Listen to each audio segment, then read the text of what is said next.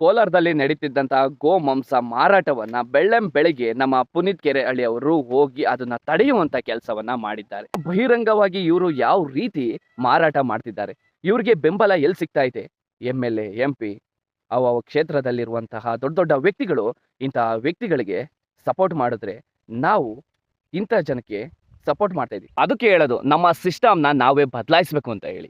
ನಾವು ಬದಲಾವಣೆ ಮಾಡಲಿಲ್ಲ ಅಂದ್ರೆ ಇಂತಹವರು ಕೊನೆಗೆ ನಮ್ಮನ್ನೇ ಕಡ್ದು ತಿನ್ನುವಂತಹ ಪರಿಸ್ಥಿತಿಯನ್ನ ತರುವಂತಹ ಕೆಲಸವನ್ನ ಮುಂದಿನ ದಿನಗಳಲ್ಲಿ ಇವರೇ ಮಾಡ್ತಾರೆ. ನೋಡಿ, ನಾವುಗಳು ಅಪ್ಪ ಹಾಕಿದ ಆಲದ ಮರ ಅಂತ ಹೇಳಿ ಅದರಲ್ಲೇ ನೇತಾಡುವಂಥ ಕೆಲಸ ನಮ್ಮ ಜನ, ಕರ್ನಾಟಕದ ಜನ ಮಾಡ್ತಿದ್ದಾರೆ.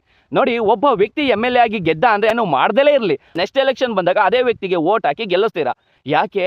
ಅವನು ಕೊಡುವಂತಹ ಎಣ್ಣೆ ಮತ್ತೆ ಅವನು ಕೊಡುವಂತಹ ದುಡ್ಡು, ಇವೆರಡಕ್ಕೂ ನಿಮ್ಮ ಓಟನ್ನ ಮಾರ್ಕೊಂಡ್ಬಿಡ್ತೀರಾ. ನೋಡಿ, ಅಪ್ಪ ಹಾಕಿದ ಆಲದ ಮರ ಅಂತ ಅದೇ ವ್ಯಕ್ತಿನ ಗೆಲ್ಸಿ ಮತ್ತೆ ಅವನ ಮಗ ಕೂಡ ಏನೂ ಮಾಡಲಿಲ್ಲ ಅಂದ್ರು ಆ ಮಗುನ ಗೆಲ್ಲಿಸ್ತೀರಾ. ಆ ಮಗ ಗೆದ್ದ ಅಂದಮೇಲೆ ಮೊಮ್ಮಗ ಕೂಡ ಏನೂ ಮಾಡಲಿಲ್ಲ ಅಂದ್ರು ಆ ವ್ಯಕ್ತಿನೂ ಕೂಡ ಗೆಲ್ಲಿಸ್ತೀರಾ.